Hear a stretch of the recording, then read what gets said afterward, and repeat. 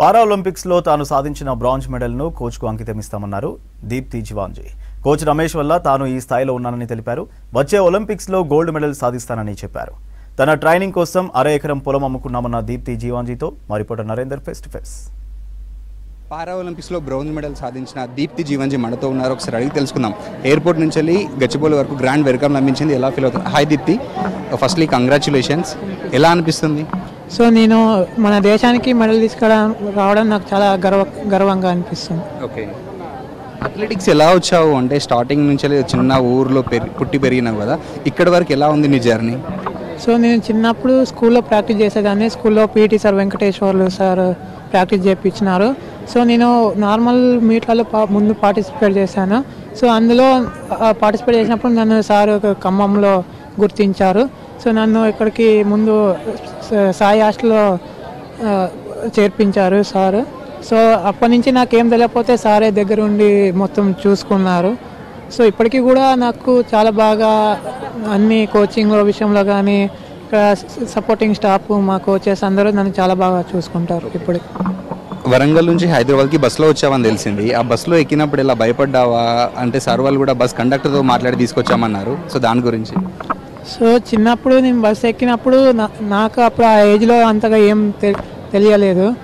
So bus స్టాండ్కి వచ్చిన తర్వాత అక్కడ శ్రీధర్ బాబు సార్ అని ఉంటారు, మా assistant coach sir. So sir నన్ను అక్కడ బస్ స్టాండ్లో రిసీవ్ చేసుకొని తీసుకొచ్చారు ఇక్కడికి. చాలామంది అది ఇది అంటుండే వాళ్ళంటే కదా, సో అమ్మ నాన్న వాళ్ళు ఎలా రియాక్ట్ అయ్యేవాళ్ళు? వాళ్ళ సపోర్ట్ ఎలా ఉంది నీకు? అంటే నేను కూడా రియాక్ట్ అయ్యేదాన్ని, కానీ మళ్ళీ నేనేం పట్టించుకునేదాన్ని కాదు.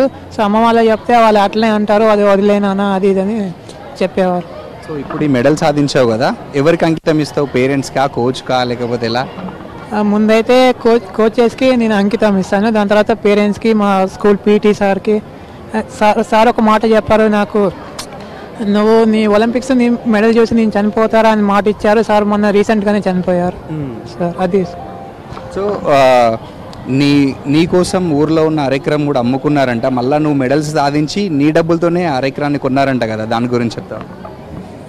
అవునా, అంటే కొంచెం ఇంట్లో బాగాలేక ఉండడం వల్ల అమ్మవలసి వచ్చింది. సో మళ్ళీ నేను మెడల్ కొట్టిన మనీ రావడం వల్ల నేను మళ్ళీ ల్యాండ్ ఇప్పించాను. సార్ మీరు చెప్పండి సార్, దీప్తిని హైదరాబాద్కి తీసుకొచ్చింది మీరే.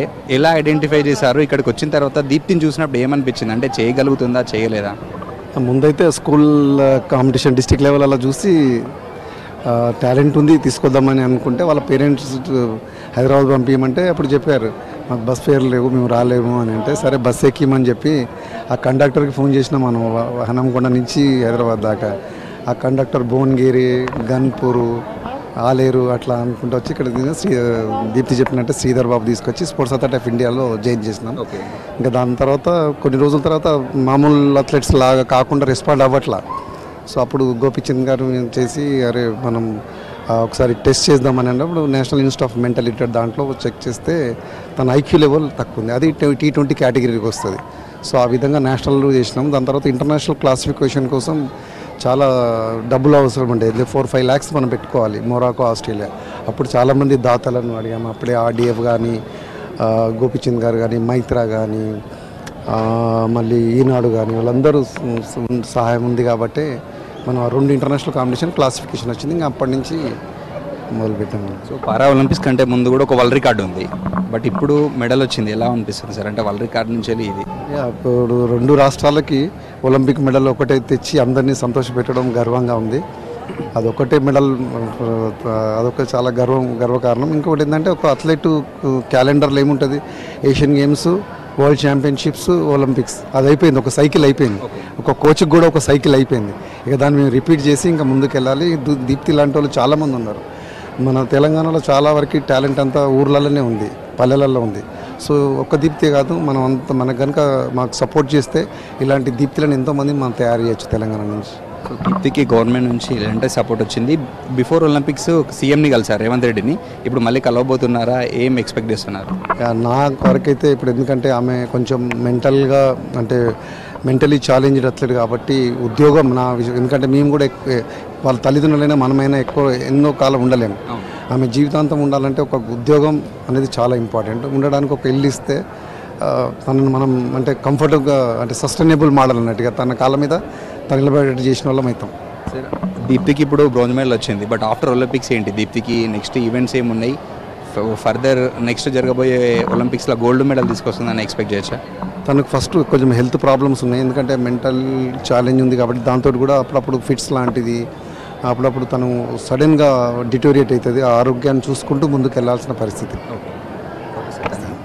సో ఇది అంటే ఇప్పటికే రేవంత్ రెడ్డిని ఆల్రెడీ కలిసాము, ఒలింపిక్స్ ఇప్పుడు మళ్ళీ ఈరోజు కూడా కలవబోతున్నామన్నారు. దీప్తికి ఏదైనా ఆర్థిక సాయం కానీ కొంచెం ఏదైనా ఉండడానికి ఇల్లు గవర్నమెంట్ జాబ్ ఇస్తే కూడా బాగుంటుందని చెప్పి కోచ్ అంటున్నారు. కెమెరామెన్ జగన్తో నరేందర్, V6 న్యూస్, హైదరాబాద్.